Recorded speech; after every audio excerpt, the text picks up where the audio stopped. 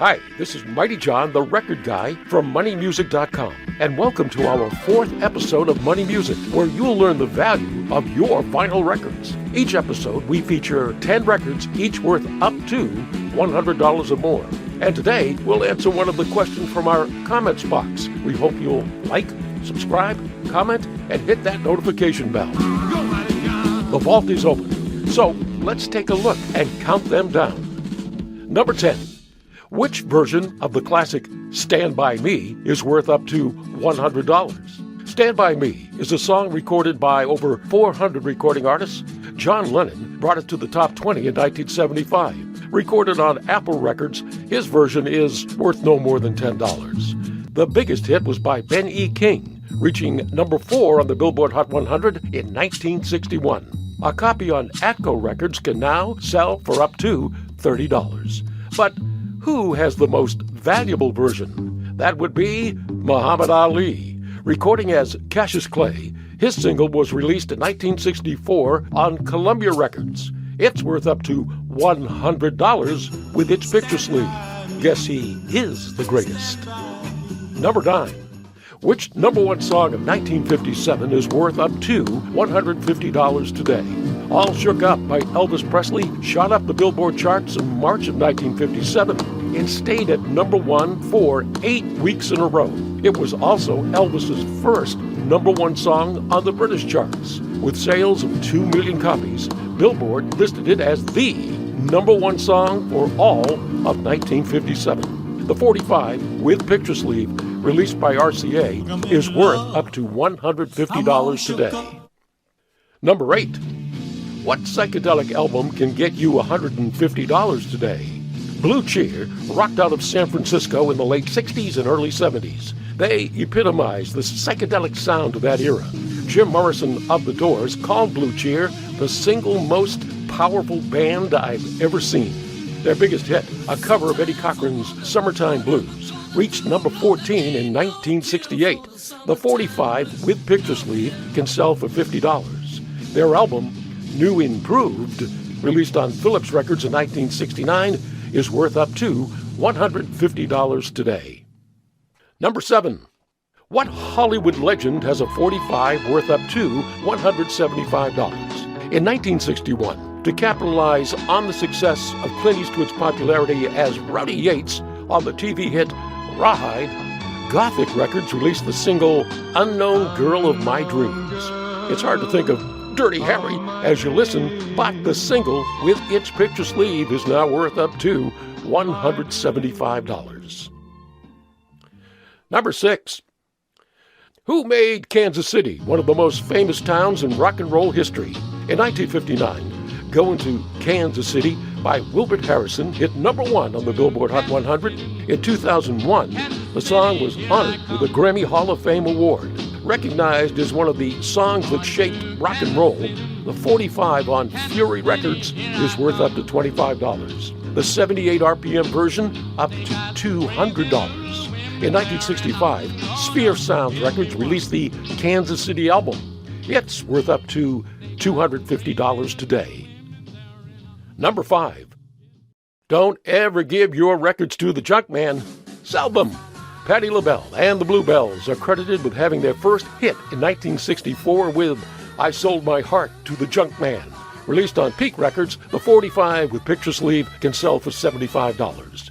Their biggest hit came after they changed their name to LaBelle. Their song, Lady Marmalade, has become a classic. Patti soon went solo with more hits like On My Own and New Attitude. The album, Sweethearts of the Apollo, by Patti LaBelle and the Bluebells, released on Newtown Records in 1963, is worth up to $300 today. Number 4. Holy rock and roll, Batman! What song about the Cape Crusader can sell for $400? Beginning in January of 1966, the Batman craze exploded on ABC TV when Adam West and Burt Ward donned their costumes and jumped into the Batmobile to defend the citizens of Gotham City. That same year, 20th Century Fox released the Batman theme by Nelson Riddle. The 45, with its picture sleeve as shown here, is worth up to $400 today. Number 3.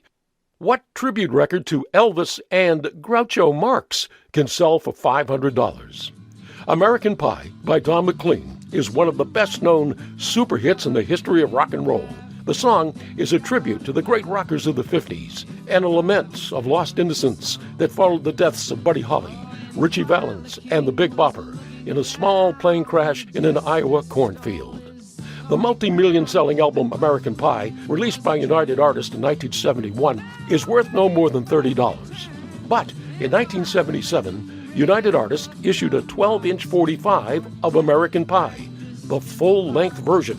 It was re-released as a tribute to two iconic figures of the 20th century who had just passed away, Elvis Presley and Groucho Marx. A copy, as seen here, can get you $500 today. Number 2. Did you know that the hardest working man in show business has an album worth up to $700? In the history of rock and roll, there has never been a more exciting and electrifying performer than James Brown. He was the ultimate showman. Along with the Famous Flames, he had his first hit with Please, Please, Please. When the Famous Flames weren't available for his next record, that didn't stop James. He recorded his second hit, Try Me, with a new group of Famous Flames. On Federal Records, that 45 is worth up to $75. The Try Me album, released on King Records in 1959, is now worth up to $700. Number 1. What hit by the Beatles is worth up to $1,000? 99% of the time, an original release of a record is worth more than a reissue, but there are exceptions. An example would be the Beatles' two-sided hit, We Can Work It Out and Day Tripper. An original 1966 copy on an orange and yellow Capitol Records label is worth up to $40. Add up to another $40 for the picture sleeve. However, a 1969 reissue on a red and white Capitol Records label, as shown here, is worth up to $1,000. And we have a bonus today. Anna Johnson wanted to know about the value of her Elvis Christmas album.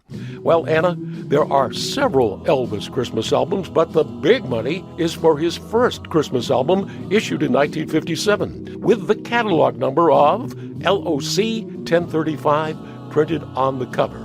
A black vinyl version is worth up to $800. A red vinyl copy, as seen here, jumps the value up to $15,000.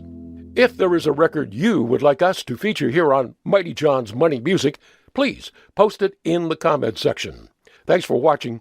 For more information on what your records are worth, please visit our website, moneymusic.com.